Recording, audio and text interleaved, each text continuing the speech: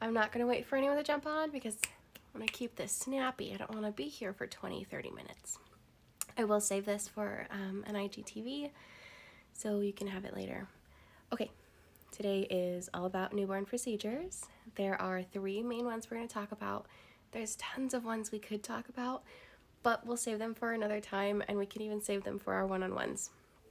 But today we're going to talk about circumcision, vitamin K, and erythromycin, the eye goop. Okay, welcome. Hi. All right, circumcision. We'll start with circumcision. Let's kind of look at the history, the background of circumcision. It started culturally. We're going to step aside from religious. We're going to leave all the religious reasons on their own and doing their own thing. We're going to talk about culturally today. Kind of the routine procedures that we do without thinking, that this is what everyone's done, so we're going to do it as well. That's what we're going to talk about today. So culturally, circumcision was introduced in the 1800s. When we circumcise the way that we do today, we're taking off 80,000 to 100,000 nerve endings. So what their purpose with that was, let's take off all those nerve endings. We're going to slow the kind of the pleasure percentage. We're going to do this as a way to slow masturbation rates. That was the main purpose of this. We're just jumping right into this. We're going to slow these rates. So let's take off some of the pleasure. And in doing that, they found, yeah, this is good. We're doing this. There was a big stigma with that. And I know today there even is a stigma, but there was kind of a different stigma with it then. We're not going to go into that. We're going to stick on this side of that. So all the way through the 1800s into the 19s comes the sexual revolution, where it was free the body, my choice, be with who you want to be, do what you want to do, the sexual pleasure. So then it was not the selling point, the advertising point to take away sexual pleasure anymore. That was, no, we don't want to do that. We want to free. We want to do what we want to do. So then they started having to come out with these different selling points. It's gone through, slows the rate of HPV, slows UTI infection rates. It is cleaner, XYZ, all these different ones. And you'll find that about every 10 years or so, there's a new medical reason for it. I don't know what we're at today. I think today we're still pretty like in the HPV era, I would say. But you can find all the studies for yourself. They're out there. And if you want links, contact me and I'll give you those links as well. But all of these have their studies, and they all have things that they've been proven and that they're talked about to kind of push, I don't want to say their agenda, but to push their thoughts and their way of thinking. So know, if you're considering it, your medical insurance will not cover circumcision. It will not cover infant circumcision. It is considered a cosmetic surgery now. So in their eyes, it's the same as doing a breast implant on your 6-month-old baby girl, right? That's like, it's crazy. You know, we're not going to do that. We're not going to do a breast implant on my 6-month-old girl. That's the same mindset that they're in, that the insurance is in. And by thinking through that, think, okay, well, if my insurance isn't going to cover it, is it really medically necessary? It's not.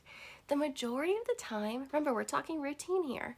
The majority of the time, it is not medically necessary.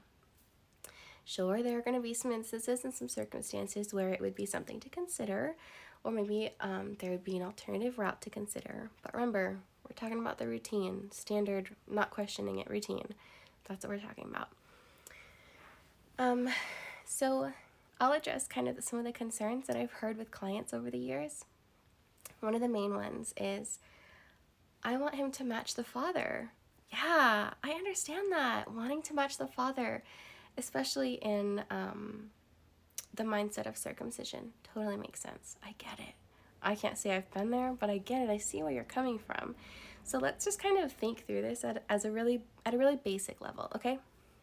So here we are. We've got a son, and he doesn't match his father, okay? At what age is he going to want to compare, okay? When he's at the age of wanting to compare, will he truly be wanting to see his father? Or is that, what age is that, right? So if you're, let's say, a 12-year-old and he's worried about not matching, he's not at the stage where he wants to compare. He doesn't want to see his dad. So then what about when he's younger? Let's say he's 4 or 5 and he wants to compare. Will he know the difference? Will it click with him? Oh, I'm different. Why am I different? At that point, it's really not going to click. So there's kind of a disconnect in that reasoning.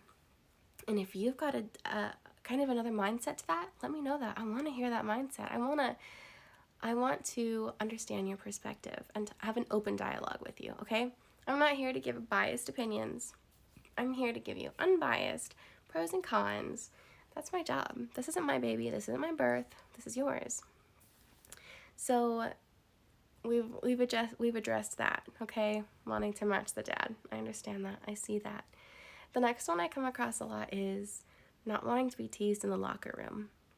Well, I'll tell you, intact men, intact boys are the majority now. Within the past couple years, it's been 60% of boys have been left intact, 40% are being circumcised. And I know in my generation, it's very common. It was and is the standard to circumcise. No one questioned it. No one thought any differently. So that's what it was. That was the routine. Now we have parents questioning and doing their own research and making their own medical decisions. And guess what? It's not your body, so it's not your choice. This is your son's body, so it should be his choice. When we're taking off 80,000 to 100,000 nerve endings, that should be his choice, okay? When we think about female genital mutilation, another word, female circumcision, we're like, oh my goodness, that's illegal. We don't do that here. Sure, in third country places, they do that for religious reasons and coming of age ceremonies. We don't do that here. That's illegal. Right. Same mindset. Why do we do that to boys? Tell me. We've already talked about there's no medical backing to it. You can look at the 3 studies done in, I want to say it was West Africa. I can't remember where it was. Those studies are so flawed. They weren't held to our same study procedure standards, if you will. So they're very flawed. They should not be our standards right now of why we're basing medical advice off of, okay? There's a really great website out there. I want to say it's like 5 circumcision myths busted, something like that. If you want it, I'll link it for you. It's a really good website. She breaks down all these different myths and all these different points. She gives really great details to him. She's a doctor or a nurse. Really great mindset. I really admire her. So that was circumcision. I'll tell you a little bit about when the procedure's done and how it's done, right? So here we are. We're in a tiny bit graphic here. The foreskin is attached to the glands, the tip of the penis, like your fingernail is attached to your finger. So what happens is when we're going in to do a circumcision on an infant, someone younger than puberty, at puberty, the foreskin detaches on its own. It's now retractable and up and down.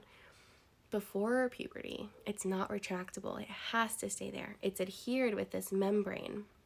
So when we're going in for infant circumcision, we're taking a knife, going in between the foreskin and the glands, going in between, severing that membrane all the way around, right? And then we're having to put some kind of a cone or some dome, and then we're putting the next piece on top. Maybe we're doing it, we'll pull it forward and it clamps, and then the skin falls off. We're breaking that connection. We're breaking that skin and it falls off. There's a couple different ways to do it. If you want to do it, you need to look into your pediatrician and how he does it and what procedure he uses or what tools he uses. Find it online. If you're looking at doing a circumcision or having your son circumcised, before doing that, you have to watch a YouTube video on it. You have to know what you're signing him up for. This is not something to go and do easily, to do without thinking, okay? This is something you have to be informed on.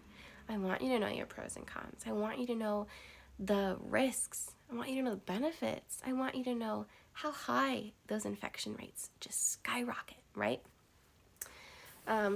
So I think we can move on from circumcision. That was a good deal. And if you want to talk more of this, and if you have your own questions, DM me. We'll do a one-on-one. No big deal. I love those kind of things. So we'll move on to vitamin K now.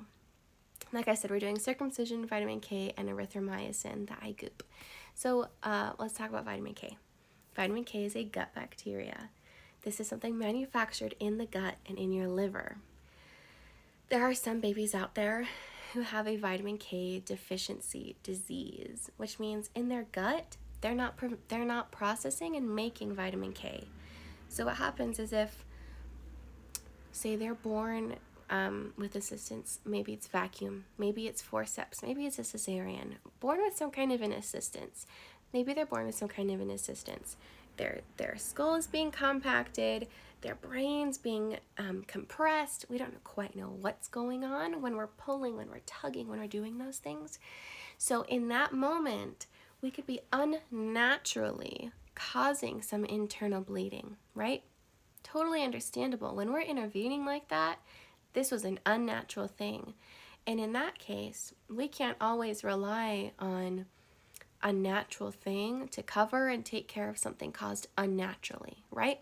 So if we're having a birth, let's picture it together. If we're having a birth where, I don't care where you are, home, hospital, birthing center, I don't care where you are.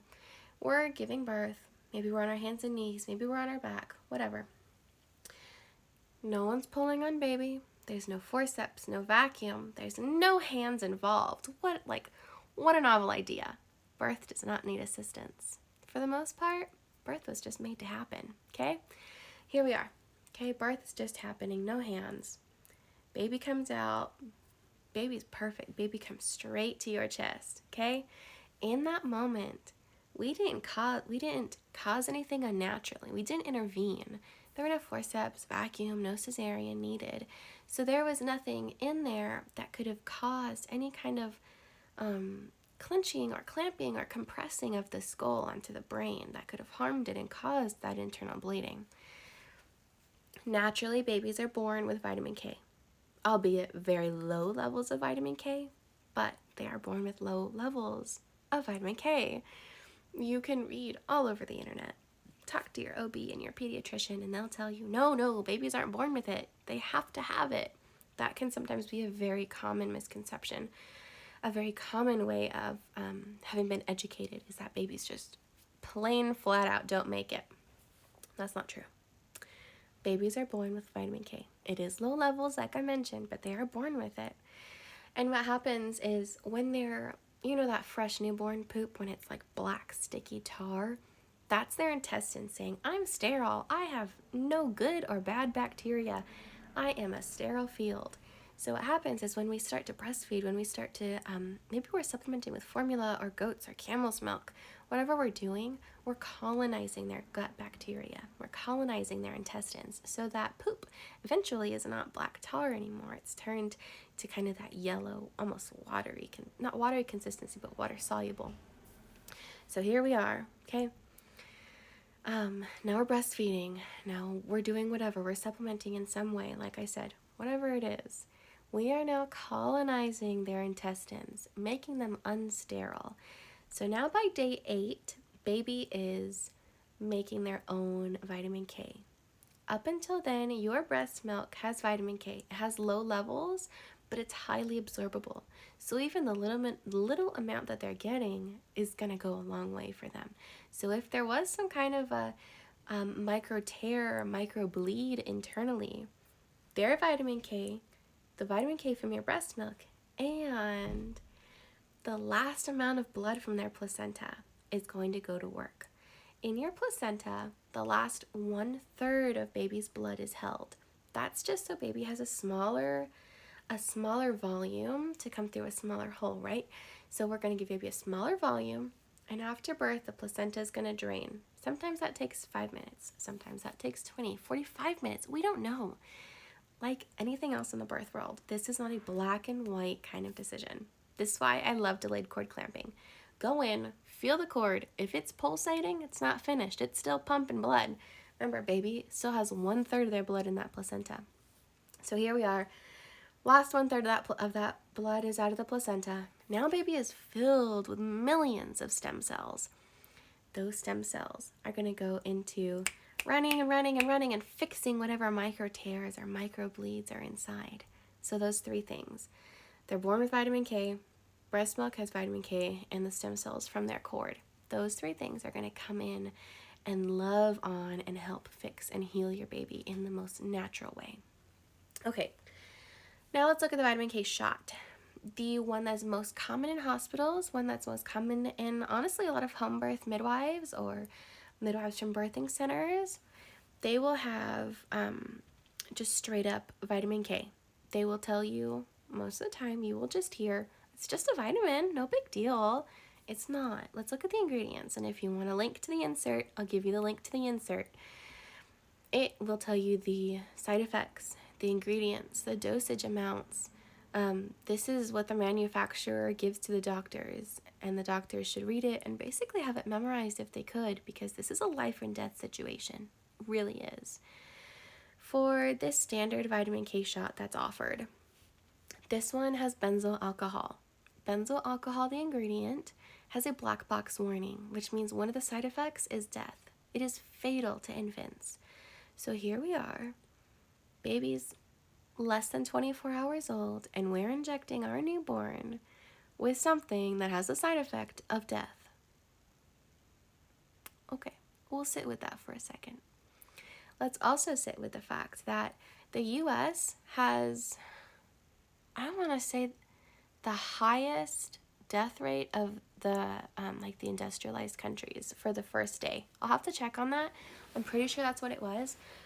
But it totally made my mind jump to our vitamin K and how routine that is for every baby to get, regardless of maybe they do have fine vitamin K levels, maybe they don't. Who knows? This is a routine thing. This is something that needs to be questioned. This is something that needs to be researched. This is something that you can say no to. Absolutely. So the vitamin K has a black box warning. It has the side effect of death, and that should scare you. So you need to look at pros and cons. You need to weigh benefit versus risk. This is called a risk assessment kind of a thing. You're going to look at what are the chances of my baby having this vitamin K deficiency bleeding disease. That's something my baby will have for the rest of their lives. They will have to medicate or be supplementing for the rest of their lives to bring up their vitamin K levels. This is not a one shot and done thing. The vitamin K shot doesn't last that long. I don't have the lifespan of it, but I wouldn't guess it lasts more than 72 hours. You have the oral option, but some parents choose the oral option because they're not comfortable with the shot. And I get that. I understand that. But if you're not comfortable with the shot, that means you have some faith in your baby's body. You're saying, I understand there's a purpose for it. I don't know that we need that. I don't know that we're in that situation. So we'll just kind of play it safe and we'll go with the drops. Okay, I understand that. I totally see where you're coming from. So then we have to think about, okay, what could the potential side effect be? What could it potentially cause in my newborn to introduce to give extra vitamin K than what's needed? If we're not sure baby has this deficiency bleeding disease, then why are we giving this? If we're going to leave baby alone and let birth happen as it happens, why are we going to do this? I don't know. It sometimes feels contradictory, does it not? So this is something to sit with. Think about, okay, do I really want to just trust it and let go and go off the fact that baby was born to purposefully have these low amounts of vitamin K? Am I going to introduce more vitamin K? What's that going to look like? What could it potentially look like? You also have the option of the preservative-free, is what it's called, preservative-free vitamin K shot. It's a little more expensive. You'd have to specially request it. I don't know what that would look like in the hospital, especially requesting in the hospital, but that's an option if you would like to experiment and dig into that. With that being preservative-free, they have to have a stabilizer. They have to have something to take the place of the preservative, the benzyl alcohol. And the thing that takes that place is polysorbate 80. When we're looking at polysorbate 80, what else is it used for?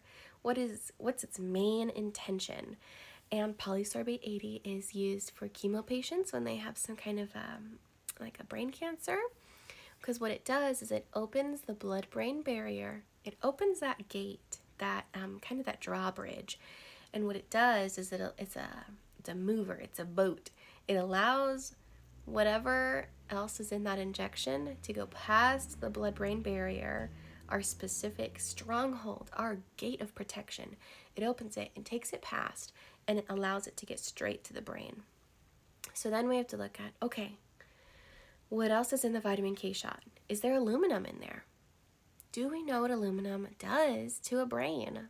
Not just a newborn brain, but a brain in general. Aluminum, heavy metals, mercury, thimerosal, those are all known neurotoxins. They're literal poison for your brain. So let's think.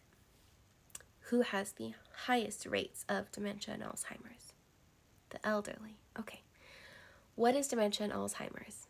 It's kind of the eating away, the dying of brain cells. What causes that? Oh yeah, heavy metals, aluminum, thimerosal, mercury. What is that found in? It's found in the majority of their medication, their blood pressure medication, the flu shot. It's found in all of that. And it's slowly killing their brain cells.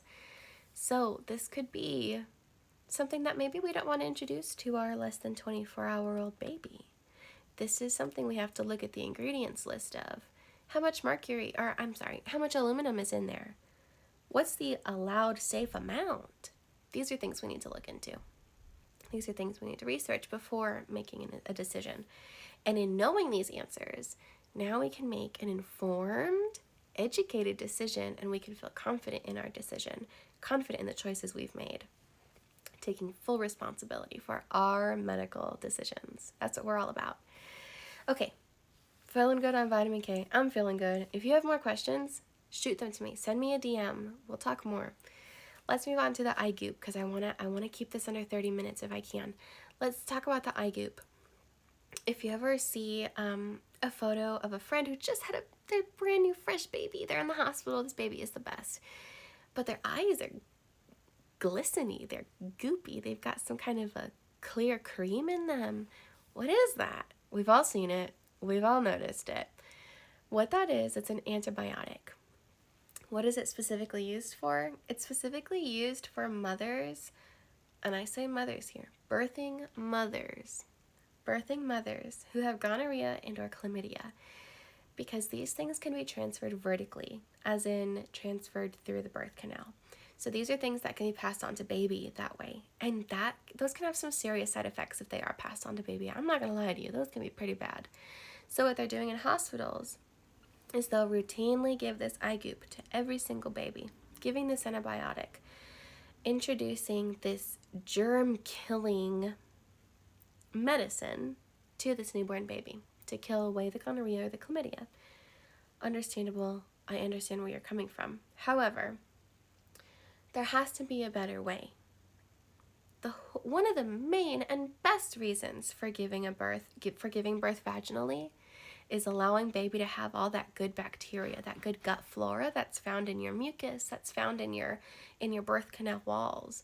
Those are phenomenal for baby. We've already talked about gut bacteria. This is where that can come in too.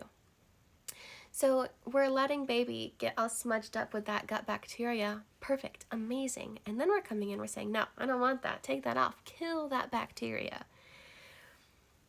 Isn't there a better way? Couldn't we just test mom for gonorrhea, chlamydia?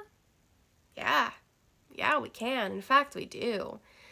So then why is it routine to give it to every baby, even if we have the negative or positive results of the mom? Okay, that's a great question. I'm glad you asked.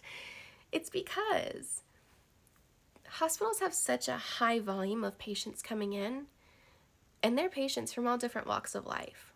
So they're working under the assumption that the partner of this mother, the partner of this birth-giving mother, was not faithful and has now introduced some kind of an STD to the mother. Now they don't know.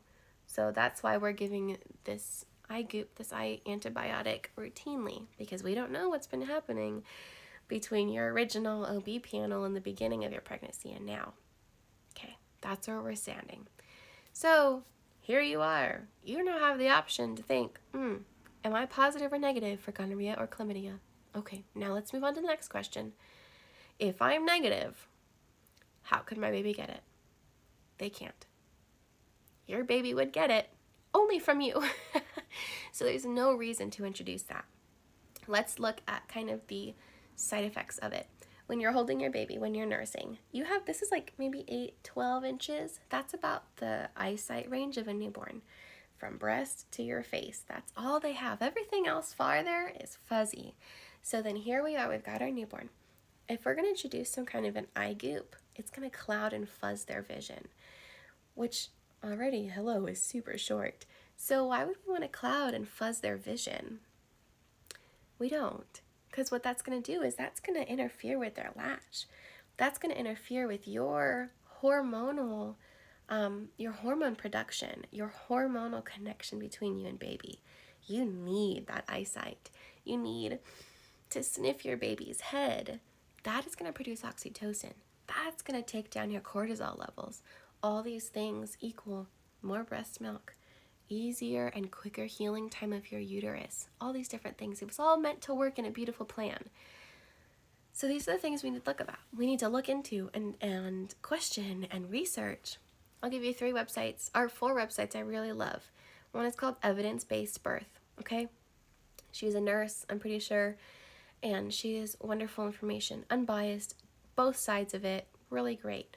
The other one's going to be Dr. Aviva Romm, Aviva Romm, of Dr. Aviva Romm. She's a certified professional midwife, if I'm remembering correctly, and she's also got really great information for pregnancy and delivery. Next one's going to be Sarah Buckley. She has amazing information. Look her up. And the last one's going to be Indie Birth. So what you do is you kind of just search, let's say ultrasound, for example. We'll search ultrasound, Sarah Buckley. Ultrasound, Indie Birth, and it'll bring up any podcasts, any blog articles, any books, anything they're recommending, anything that they have on that topic. Those are some great resources. I'm so glad you were here. We'll do this again. Someone tell me how to end this.